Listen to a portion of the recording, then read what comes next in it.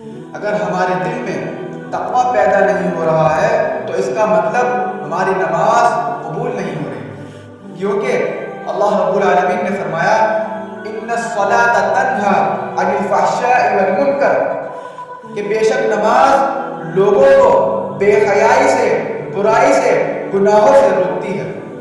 وہ نماز جو لوگوں کو بے حیائی سے نہ روکے، برائی سے نہ روکے، گناہوں سے نہ روکے، ایسی نماز کا کیا فائدہ میرے بھائیوں؟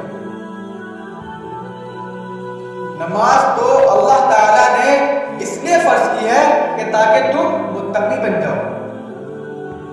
نماز کا مقصد یہ ہے کہ وہ آپ کو تقوی والا بنا دے، وہ آپ کے دل میں ڈر پیدا کر دے۔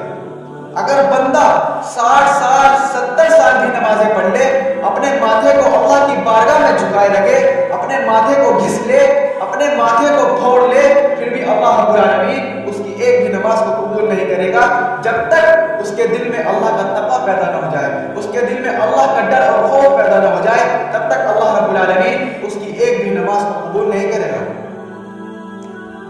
اسی طریقے سے آدمی نماز پڑھتا ہے، مسجد میں آتا ہے، نماز پڑھتا ہے، مسجد سے باہر جاتا ہے، غیبت کرتا ہے، چغل خوری کرتا ہے، نماز پڑھ رہا ہے، مسجد سے باہر جا کر لوگوں کے ساتھ ظلم و زیادتی کر رہا ہے، نماز پڑھ رہا ہے، مسجد سے باہر جا کر لوگوں کو برا بھلا کہہ رہا ہے، لوگوں کی عزت کی نیلامی کر رہا ہے، میرے بھائیوں یہ کیسی نماز پڑھ رہا ہے؟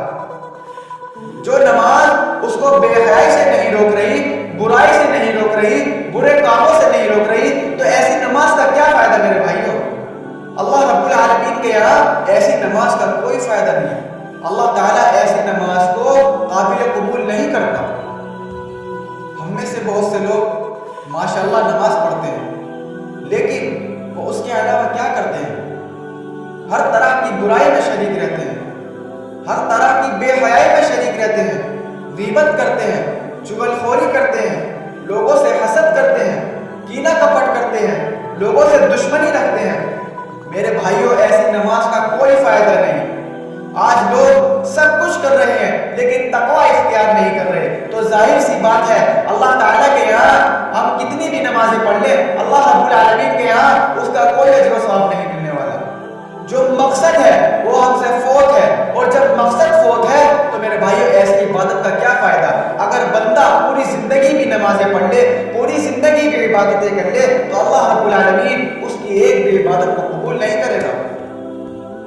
بندہ روزے رکھتا ہے، 14 گھنٹے 15 گھنٹے بھوک اور پیاس کی شدت کو برداشت کرتا ہے۔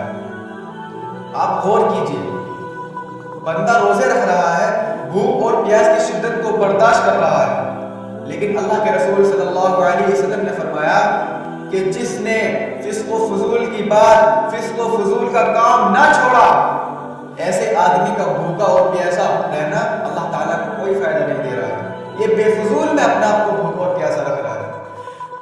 بندہ روزے رکھ رہا ہے، 14 گھنٹے 15 گھنٹے بھوک اور پیاس کی شدت سے کرا رہا ہے، لیکن اپنے آپ کو برائی سے، بے حیائی سے نہیں روک پا رہا ہے۔ یہ کیسا روزے دار ہے؟ کیا اللہ تعالیٰ کے یہاں ایسے روزے کا کوئی فائدہ ہے میرے بھائیوں؟ کوئی فائدہ نہیں۔ یہ بیکار میں بھوک اور پیاس کی شدت کو برداشت کر رہا ہے۔ اللہ کے رسول جناب محمد رسول اللہ صلی اللہ علیہ وسلم دوسری جگہ ارشاد فرماتے ہیں کہ کتنے ہی روزے دار ایسے ہیں کہ اللہ تعالیٰ ان کا روزہ قبول نہیں کرتا ہے۔ ان کے کھانے پینے کو چھوڑنا اللہ تعالیٰ کو کوئی فائدہ نہیں دیتا ہے۔ یہ ایسے ہی روزے دار ہے، اللہ تعالیٰ کے یہاں ان کا روزہ قبول نہیں ہو رہا ہے۔ میرے بھائیوں اور دوستوں، ہم میں سے بہت سے لوگ ایسے ہیں جو بہت لمبا قیام کرتے ہیں، لیکن کوئی فائدہ نہیں ہے۔ جب تک ہمارے دل میں تقویٰ پیدا نہ ہو جائے، ہمارے دل میں اللہ کا ڈر پیدا نہ ہو جائے، تب تک ہماری عبادتوں کا کوئی فائدہ نہیں۔ ہم نماز پڑھتے ہیں اور سوچتے ہیں کہ ہمارا کام ہو گیا۔ ایک سلف کا بہت بہترین قول ہے، وہ کہتے ہیں کہ اگر مجھے معلوم ہو جائے کہ اللہ رب العالمین نے میرے ایک سجدے کو قبول کر لیا ہے، اگر مجھے معلوم ہو جائے کہ اللہ رب العالمین جیسا سجدہ، جیسی نماز، جیسی عبادت چاہتا ہے، اگر میرا ایک سجدہ قبول ہو جائے تو میں موت کی تمنا کرتا ہوں۔ آج ہم نماز پڑھتے ہیں اور سوچتے ہمارا کام ہو گیا. ہم نے نماز پڑھی, جیسے مسجد سے باہر نکلے آزاد ہے, کچھ بھی کر لو کوئی پرواہ نہیں, لوگوں کو برا بھلا کہہ لو, لوگوں کی عزت کی نیلامی کر لو. میرے بھائیو, ایسی نماز کا کوئی فائدہ نہیں جو لوگوں کو بے حیائی سے نہ روکے, لوگوں کو برائیوں سے نہ روکے. اللہ تعالیٰ کے ہاں ایسی نماز قابل قبول نہیں ہے.